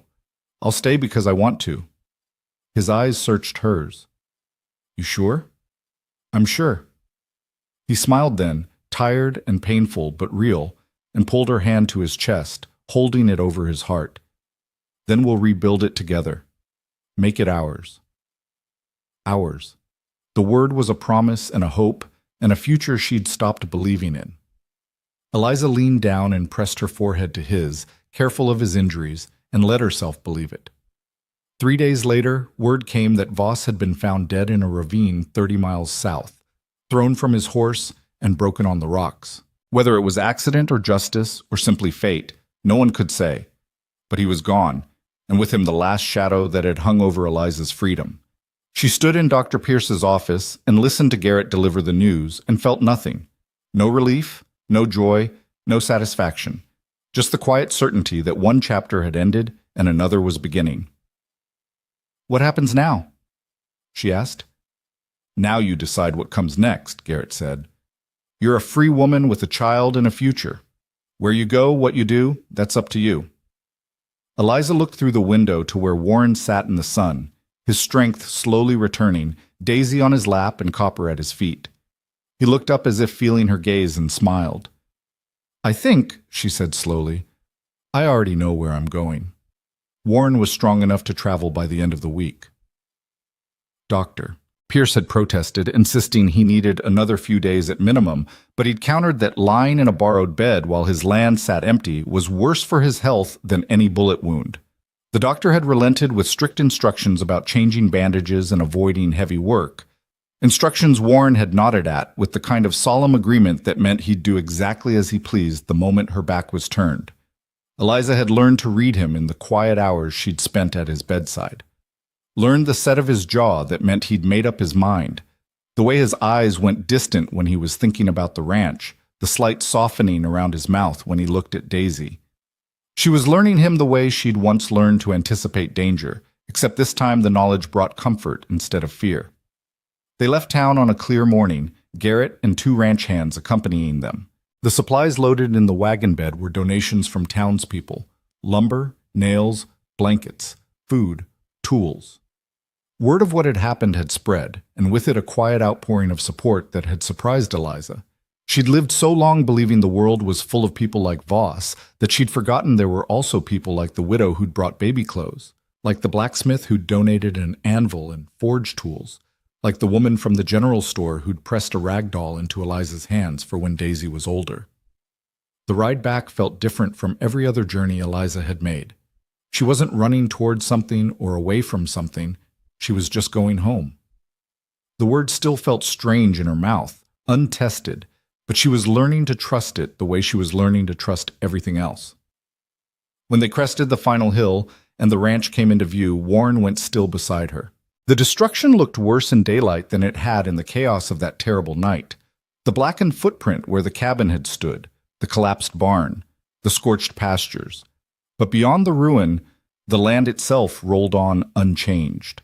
The creek still ran clear, the pines still stood tall, and in the distance cattle grazed where the ranch hands had managed to round them up. "It's not as bad as it looks," Garrett said quietly. "Foundation's still good. Well's intact. You got water, you got land, you got stock. Rest is just work." Warren dismounted slowly, favoring his injured side, and walked to what had been the cabin's threshold. He stood there for a long moment, his back to them, and Eliza couldn't read his expression. Then he turned, and she saw not grief but determination in his face. "Let's get started," he said. The first week was about survival. They erected a temporary shelter using salvaged wood and canvas, barely more than a lean-to, but enough to keep the rain off. Warren insisted on helping despite his injuries, and Eliza quickly learned that the only way to stop him from overexerting was to give him tasks he could do sitting down: sorting nails, planning the new cabin's layout, teaching her how to properly oil and maintain the tools. She worked alongside the ranch hands during the day, learning to measure and cut lumber, to drive nails straight, to mix mortar. Her hands blistered and bled, then calloused over. Her back ached from unfamiliar labor. But there was something deeply satisfying about watching walls rise from ash, about building something instead of merely surviving. Daisy spent her days in a wooden box padded with blankets, close enough that Eliza could check on her between tasks. She was growing, filling out, her eyes tracking movement now with clear interest. Copper had recovered from his injuries and appointed himself the baby's guardian, curling up beside her box and hissing at anyone who got too close except Eliza and Warren. At night, they gathered around a fire outside the lean-to. Warren would hold Daisy while Eliza cooked whatever simple meal they'd managed, and they'd talk about the day's progress, about plans for tomorrow, about small things that didn't matter, except that they did. These conversations felt precious to Eliza in a way she couldn't quite articulate. The ordinariness of them, the assumption of a shared future they contained. One evening, about 2 weeks after their return, Warren spoke into a comfortable silence. "I've been thinking about the new cabin." "What about it?" Eliza was mending one of his shirts, her stitches clumsy but functional. "Where to put the rooms? Was thinking maybe 2 bedrooms instead of 1. Give you and Daisy your own space, privacy." Eliza's hands stilled on the fabric. She understood what he was really saying, that he expected nothing from her, that even now he was maintaining the careful distance he'd always kept. It should have relieved her. Instead, it made her sad in a way she hadn't anticipated. "Warren," she said quietly, "can I ask you something?" "Always." "Why did you never She struggled for words. "That first night, when you brought me here, you could have demanded anything, could have used the fact that you'd bought me to—" She couldn't finish the sentence. Warren was silent for a long moment, his gaze on the fire. When he spoke, his voice was low and careful. "My sister Emma, I told you about her. What I didn't tell you was that toward the end, before she died, I managed to see her once. Snuck into the man's property. She didn't even look like herself anymore. Hollow. Broken. He swallowed hard. She looked at me and said, "Tom, I don't remember what it feels like to say no." That's what he'd taken from her. Not just her body or her labor, her belief that she had any right to refuse. He turned to look at Eliza, his eyes bright in the firelight. "So when I saw you on that auction block, when I brought you here, the only thing I wanted was to give you back what my sister lost. The right to say no. The right to choose. Everything else, if there was ever going to be anything else, it had to come from you choosing it freely, not because you felt obligated or afraid or trapped." Eliza felt tears burning behind her eyes. She set down the mending and moved closer to where he sat. "What if I wanted to choose something?" His breath caught. "Eliza, I'm not Emma. I'm not your sister or your responsibility or your burden." She took his hand, lacing her fingers through his scarred, calloused ones. "These past weeks, watching you with Daisy, working beside you, building this life, I'm choosing this. I'm choosing you. Not because I owe you or because I'm afraid or because I don't have other options, but because when I think about the future, you're in it." Warren's grip tightened on her hand. "You're sure? Because, Eliza, if you're not ready, I'm ready to try. To see what we could be if we both chose it." She smiled, though tears were streaming down her face now. "That's all I'm asking. A chance to try." He reached up with his free hand and cupped her face, his thumb brushing away her tears. "Then we'll try. Slow, careful. You set the pace." "Slow sounds good," she whispered. "I don't think I know how to do this any other way." "Then we'll figure it out together." He leaned in slowly, giving her every chance to pull away, and kissed her forehead with such tenderness that it broke something open in her chest, not breaking apart, but breaking free, the last chains of fear and expectation falling away. The cabin took shape over the following weeks. It was smaller than the original, more efficiently laid out, with 2 bedrooms as Warren had suggested, and a main room that would serve as kitchen and living space. The ranch hands worked alongside them, and on Sundays people from town would ride out to help. The widow with the baby clothes, the blacksmith, families Eliza had never met, who simply showed up with tools and willing hands. She learned their names, learned their stories, learned that community wasn't something you were born into, but something you built. One shared meal and conversation at a time. She learned to accept help without shame, to offer it in return. The isolation she'd lived in for so long, the conviction that she could only rely on herself, was slowly replaced by the radical notion that she didn't have to carry everything alone. By early spring, the cabin was finished enough to move into. It still needed a proper floor and the windows needed glass instead of oiled paper, but the roof was solid and the walls were tight, and it was theirs. Eliza stood in the doorway on the first night, Daisy on her hip, and looked around at the space they'd created from ruin. Warren came up behind her, his presence warm and steady. "What do you think?" "I think it's home," she said, and meant it. They established routines.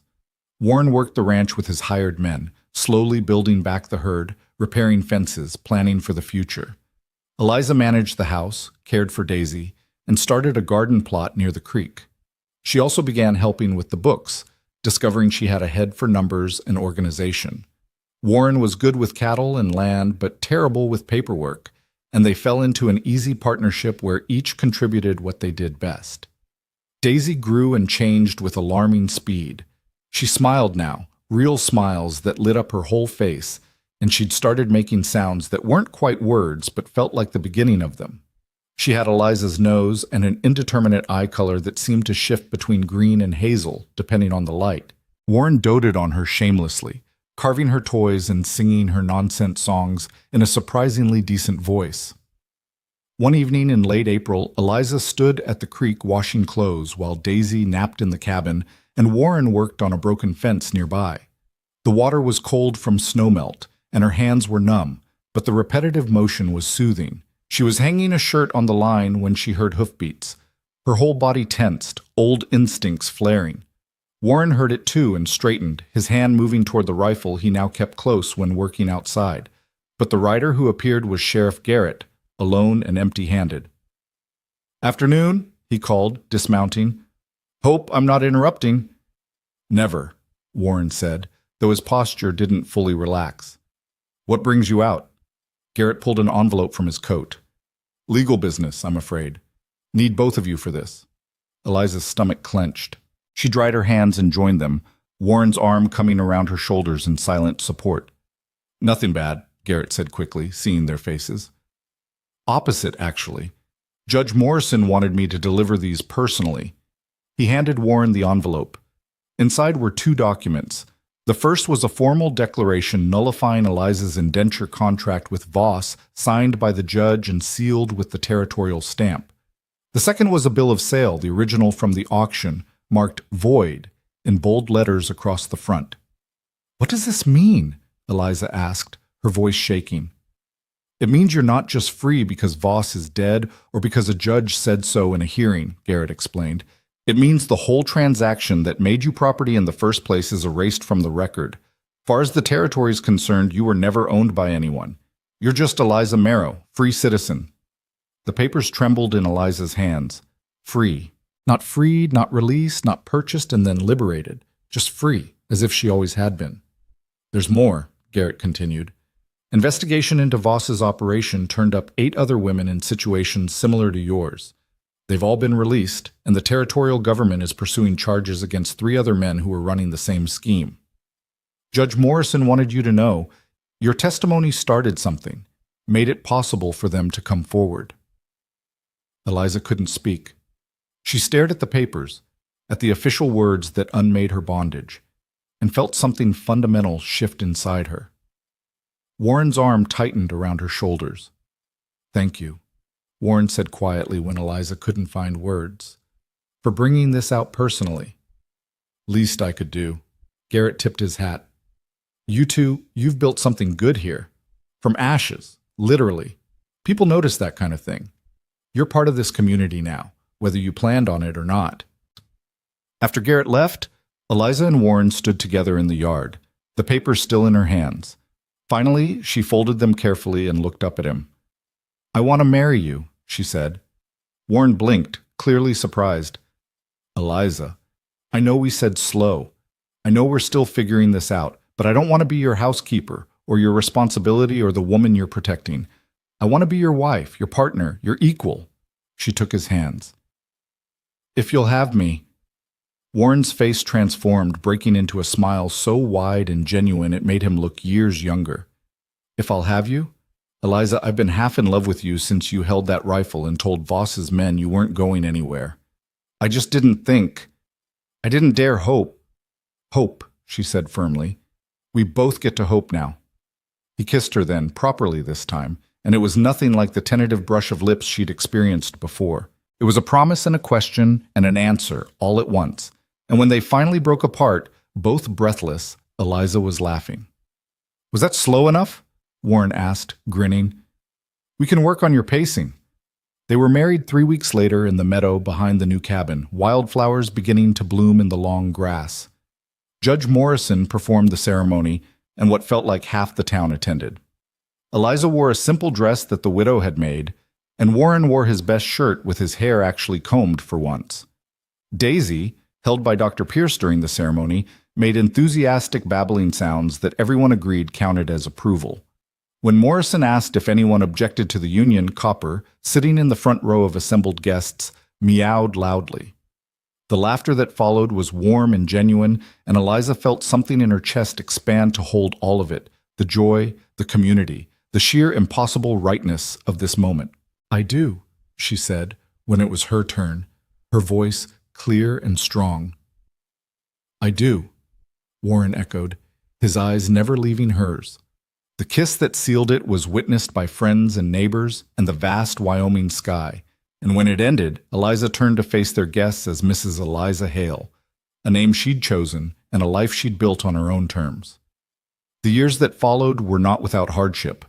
There were droughts and harsh winters, cattle lost to disease, crops that failed.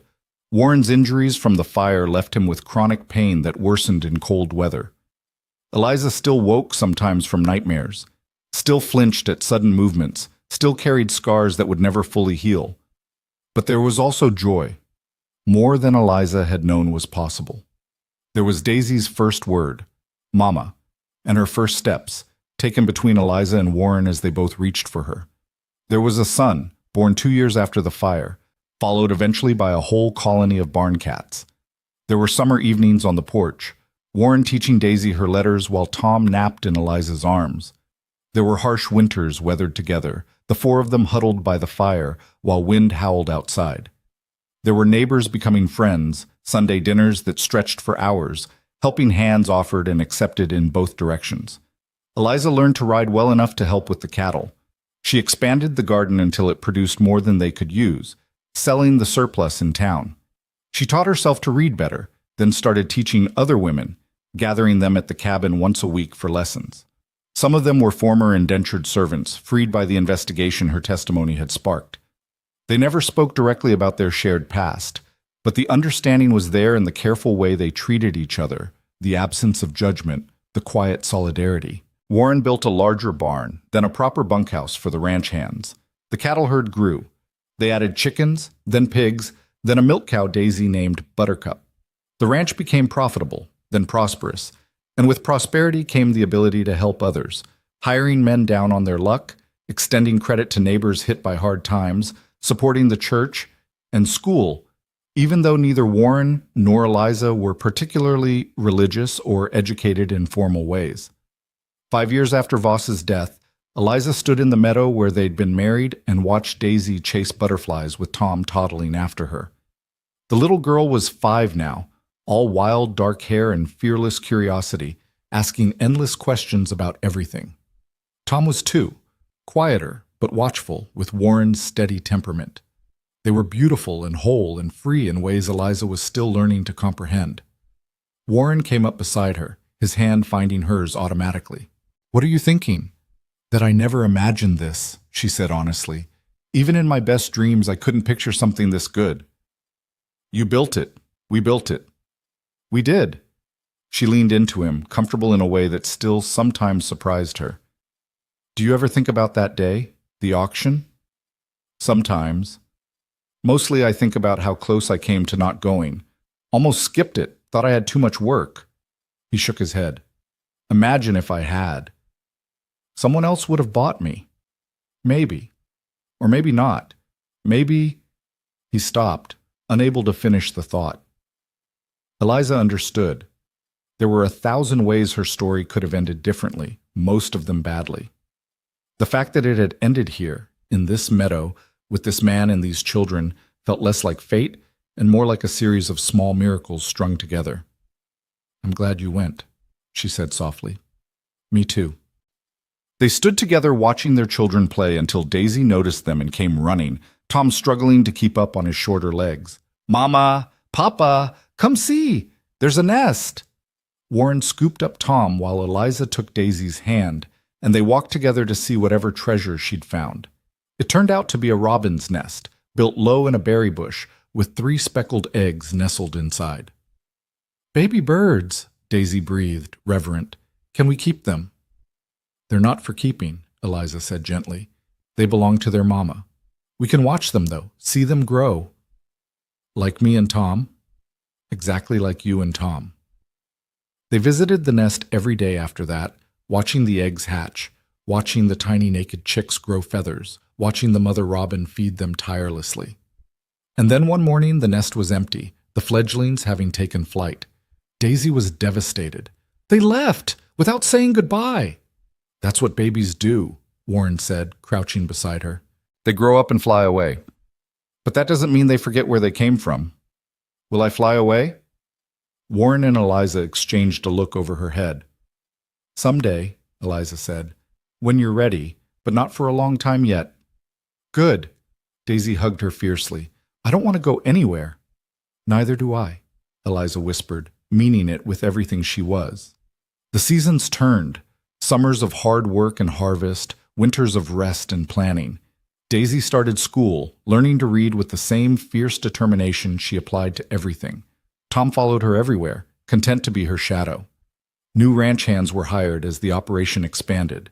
Garrett retired and was replaced by a younger sheriff who still came to Eliza occasionally for advice on cases involving women in difficult situations. On Daisy's 10th birthday, Eliza gave her the rag doll the woman from the general store had given her years ago. She'd kept it safe all this time, waiting for the right moment. "This was given to me when you were just a baby," she told Daisy, "by a woman who wanted you to have something to hold on to. I think you're old enough for it now." Daisy cradled the doll carefully. "What was it like when I was a baby?" Eliza considered how much truth to tell. She and Warren had agreed they wouldn't lie to the children about their past, but they'd also agreed to wait until they were old enough to understand. Looking at Daisy now, at her serious face and questioning eyes, Eliza thought maybe that time had come. "It was hard," she said carefully. "I was in a bad situation, and I didn't know how to get out of it. But then your papa helped me, and we built something new together. We built this life. We built our family." "Were you scared?" "Terrified. But I had you, and that made me brave." Daisy processed this, turning the doll over in her hands. "I'm glad Papa helped you." "Me too, sweetheart. Me too." That night, after the children were asleep, Eliza and Warren sat on the porch, as they often did, watching stars emerge in the darkening sky. 17 years had passed since the auction, and they were both showing the wear of them, Warren's hair more gray than brown, Eliza's hands permanently marked by work. But they'd built something that would outlast them, something good and solid and free. "Do you think she understood?" Warren asked. "What you told her?" "Enough. The rest can wait." Eliza leaned her head on his shoulder. "We did all right, didn't we? Despite everything?" "We did better than all right. We did impossible." He kissed the top of her head. "And we're not done yet." "No," Eliza agreed, smiling in the darkness.